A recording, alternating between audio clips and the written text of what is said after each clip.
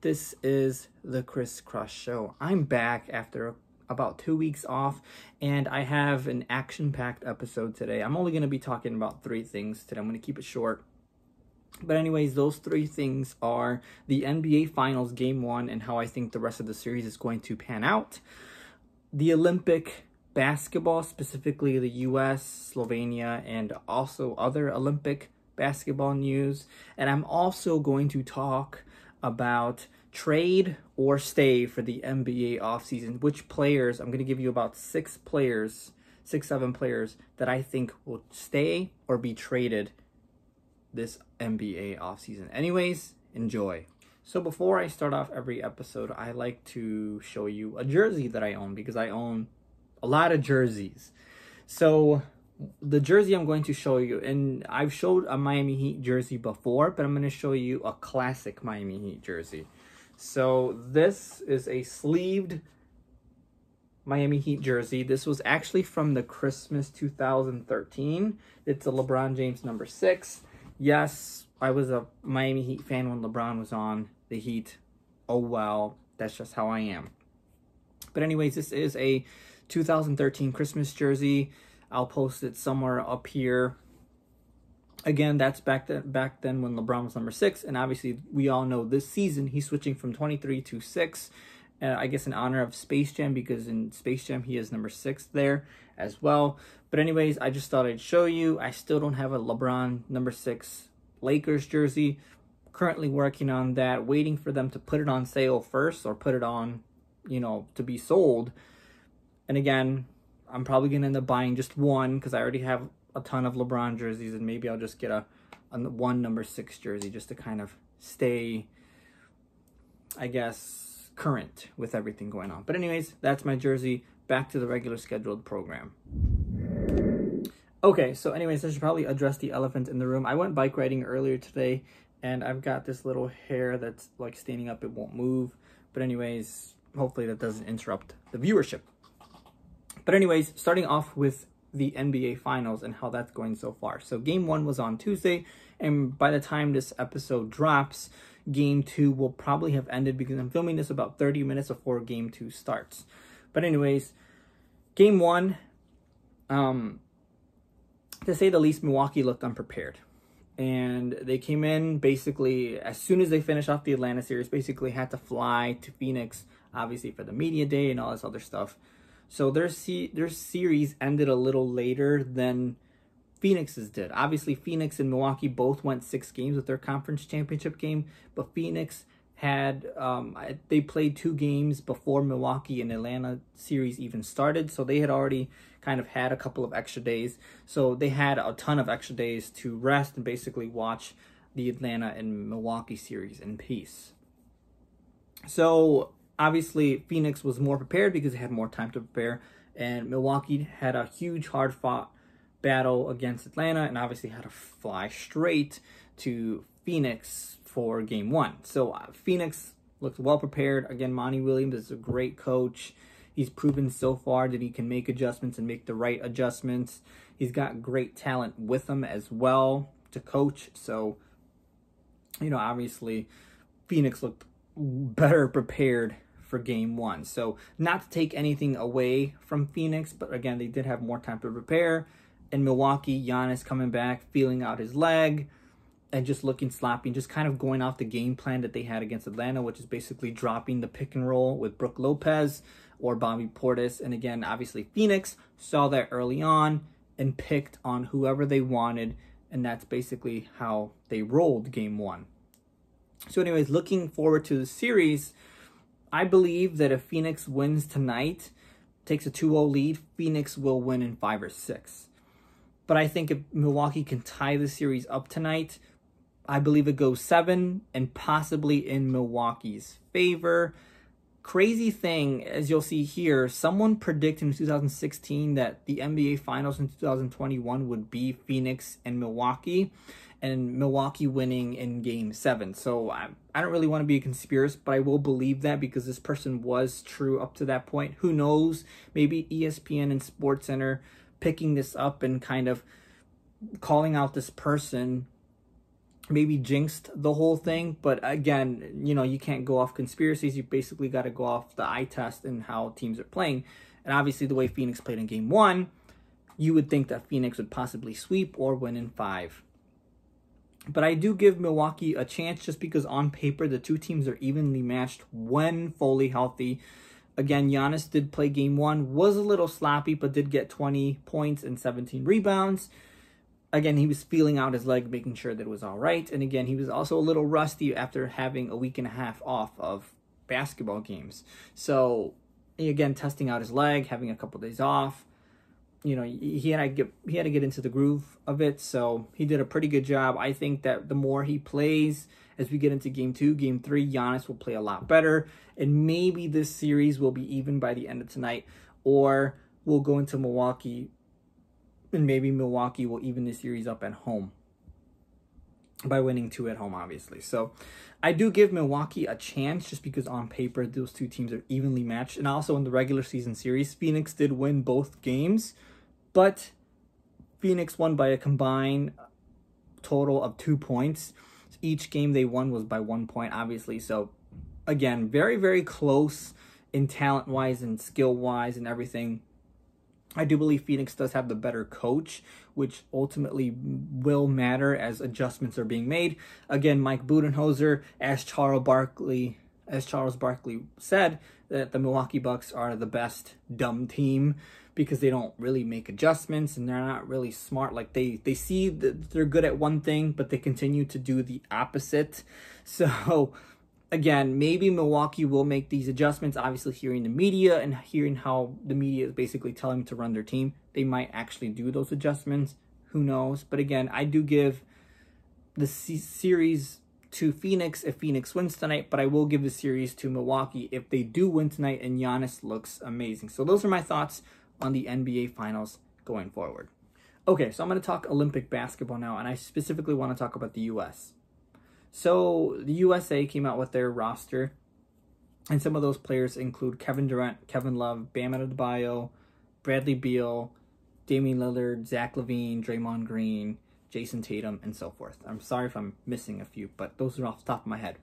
So anyways, it's a pretty good roster, right? Not much size. Obviously, Kevin Love and Bam are your probably big men considered.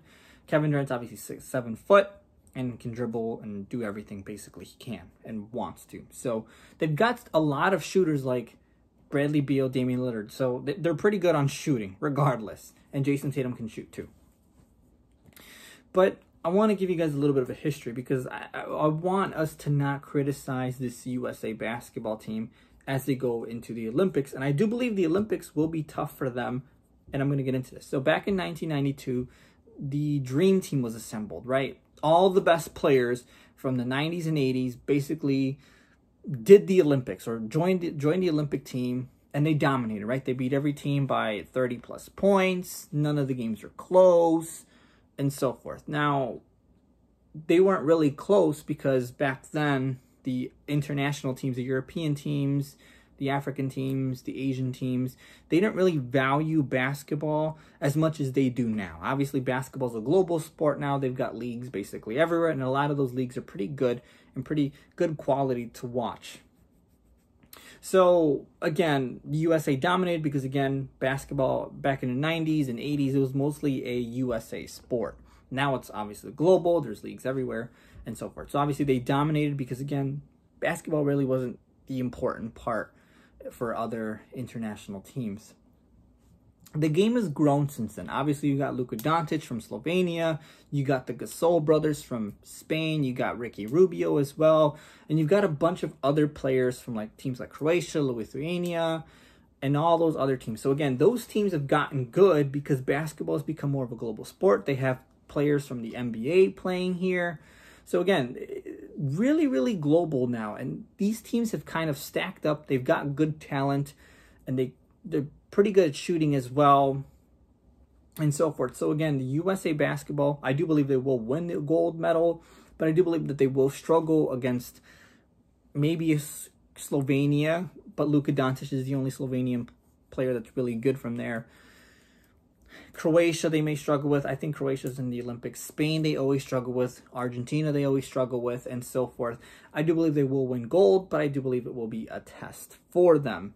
So anyways, I want us to kind of pump the brakes. Again, chemistry is a big thing. They've had a couple of practices with each other. It will take a couple of games for the USA to kind of get used to playing with each other and so forth. Again, they're really, really talented, but as we know in the NBA, talent really doesn't win championships. It's going to take them a while to kind of get into the basketball play with each other. Obviously, the basketball is a little bit different internationally, so again, that adjustment may take some time as well.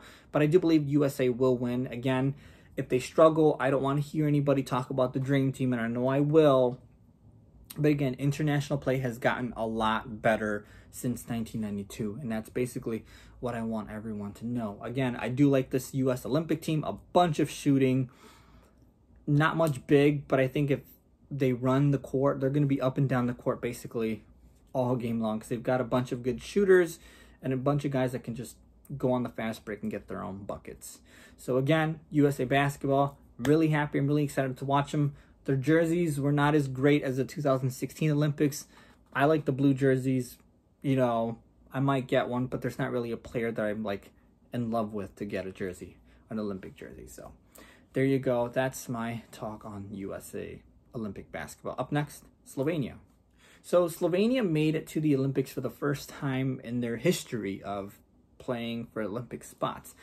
And a huge part of that was because of Dallas Mavericks star Luka Doncic. Luka Doncic basically carried this entire team. I think Slovenia's population is about 2 million, which is the size of New Mexico. And so, again, not much people from there. Again, they're probably spread out around the world, but again, in the country of Slovenia, from what I heard, it was about 2 million people, 3 million people. So, again, not much people there compared to the USA, which is a lot of people, more people than Slovenia. So again, Luka Doncic is Slovenia's probably best player ever, and I'm not even exaggerating there. Again, Luka Doncic single-handedly carried Slovenia to the Olympics, which to me it speaks on how great Luka Doncic is, but also speaks on how NBA talent is really, really that great. Again, Luka Doncic is considered maybe easily 8th or 9th best player in the league right now, and he carried that entire country to the Olympics. So again, I got to give my salute to Luka Doncic and basically what he did. Obviously, he had teammates that played a huge role. They made their shots and Luka passed it to them and so forth. They made timely shots as well. I'm not going to discredit them, but again, Luka Doncic was a huge part to Slovenia qualifying for the Olympics. All right. Anyways, up next, I'm going to talk about other Olympic news, other Olympic basketball news, sorry. So, do you ever just have something laying around at home? You don't use it a lot, but you know it's useful when you do use it. Like, let's say a lawnmower. You don't use a lawnmower every single day. You use it maybe once or twice a week, depending on how fast your grass grows or how much you like to cut it. So, we don't really use a lawnmower every single day of our lives. Night lights, we only use them in the nighttime. They're not really useful in the daytime, but they're pretty useful in the nighttime. A fly swatter, during the winter, we don't really worry about flies. We just kind of have our fly swatter, you know, in a drawer somewhere. But it's still really, really, really useful. And it's very helpful as well. So night lights, very useful in the nighttime.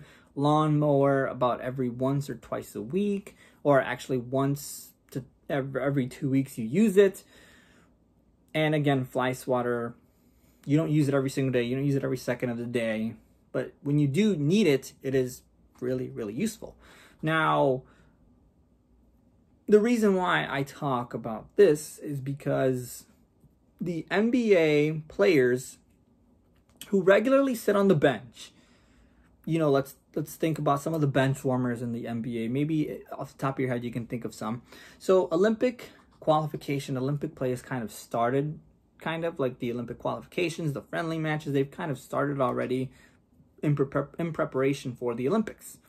So a lot of the NBA players, specifically like Mo Wagner, Andrew Wiggins, just to name a couple, Andrew Wiggins plays a lot. He's a starter in the NBA, but he doesn't really basically stand out in anyone's eyes. Mo Wagner's kind of on the bench. I don't really know if anyone knows Mo Wagner, but I'll give you a little bit of history on Mo Wagner. So Mo Wagner played for the Michigan Wolverines, took him to the national championship game, was drafted by the Lakers, played for the Lakers 1 year, then got traded to Washington and has been there since. And I think he recently got traded to Boston.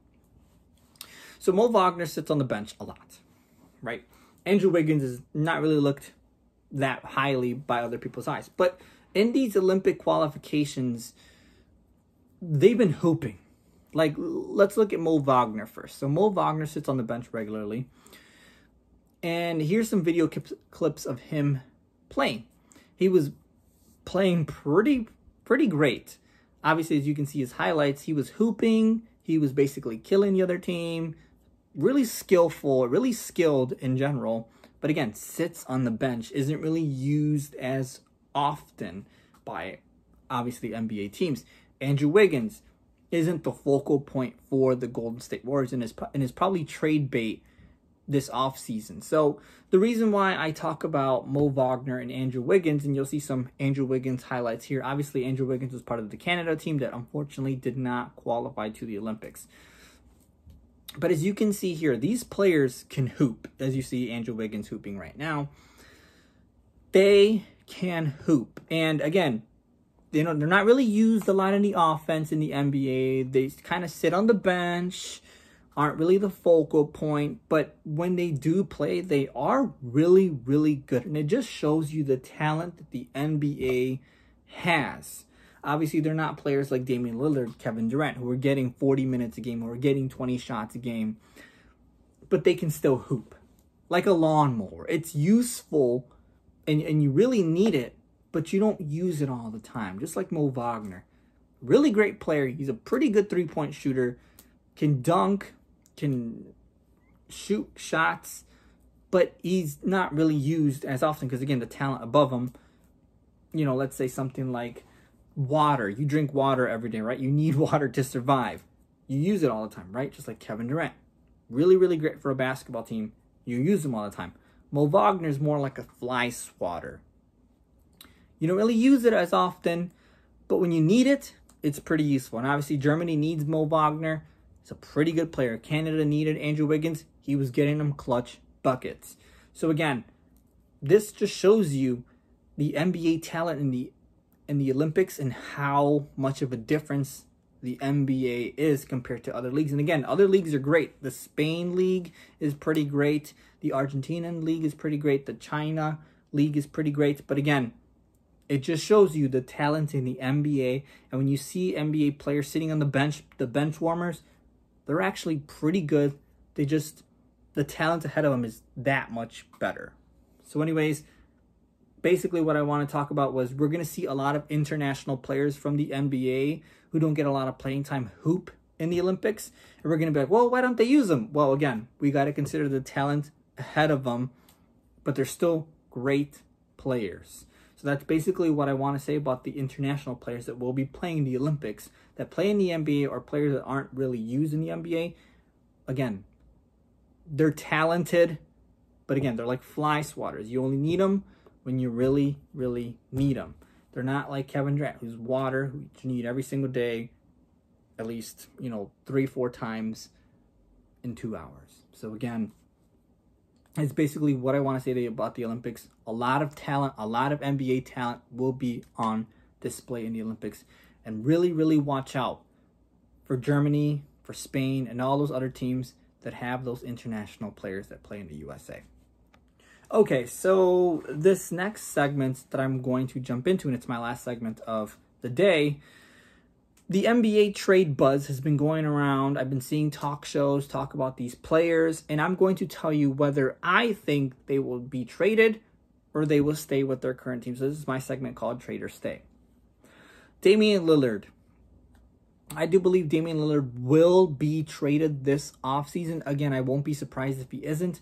we need to see what Portland does in the draft. We need to see who Portland gets in the offseason. We need to see if they retain Carmelo Anthony. They're probably going to retain Damian Lillard.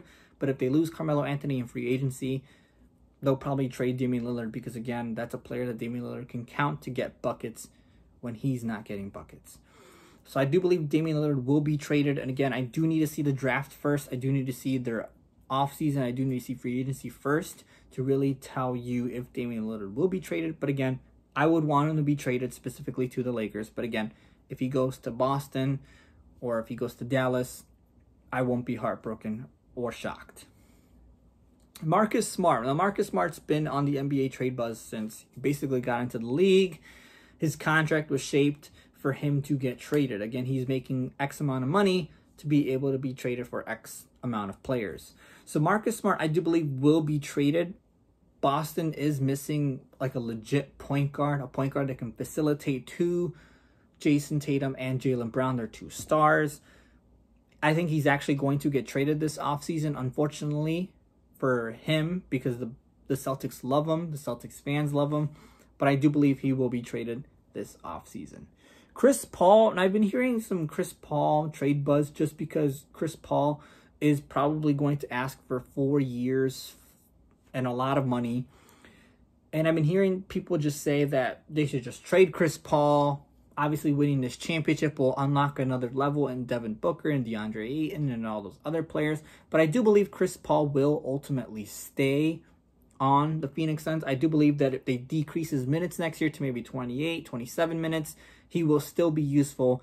And again, I don't see them trading Chris Paul after basically what he did this entire season. Whether they win or lose the NBA Finals, I do believe Chris Paul will still be a Phoenix Sun.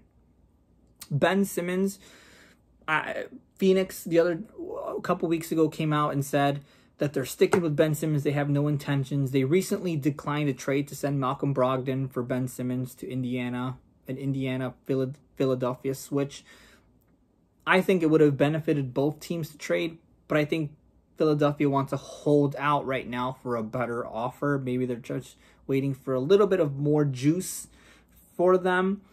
But I do believe Ben Simmons will be traded this offseason, specifically after the draft, and basically how teams are shaping up and letting free agency go off a little bit more to see if Ben Simmons is worth trading. But in my gut does tell me Ben Simmons will be somewhere else at the start of next season. Russell Westbrook. Now, Russell Westbrook, his contract is atrocious. And he's a player who's kind of slowing down more. His explosiveness isn't getting him much. The triple-doubles aren't really getting the Wizards much anywhere. I do believe he is slowing down, and that contract is atrocious. It's a lot of money. I do believe Russell Westbrook will stay because I don't think anybody wants a risk trading for Russell Westbrook. And I do believe that Russell Westbrook and Bradley Beal are going to try to run it back this year. And again, I can't really think of a team that would want to trade for Russell Westbrook other than maybe the Lakers. And I don't even think the Lakers would want to trade for Russell Westbrook. So again, I do believe Russell Westbrook will stay. The only destination I can see him going to is the Lakers, but it makes no sense for that. So Russell Westbrook will stay as a Washington Wizard. Kyle Kuzma.